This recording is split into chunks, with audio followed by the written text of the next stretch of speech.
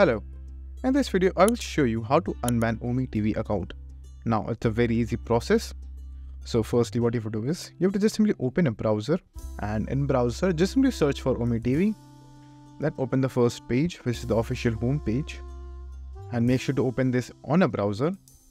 Now scroll down till the very bottom and you will find the option of contact.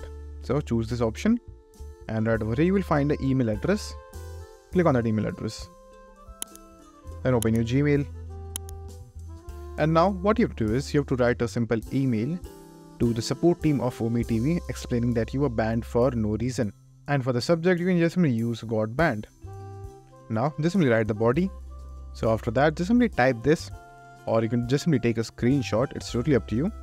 So after you've written your body, just simply send the email. And then within a few days you should receive an email from them, and in that email they will tell you exactly how they are going to help you, or they might have already fixed your account. So that's it, and if this video was helpful, please consider subscribing and liking the video.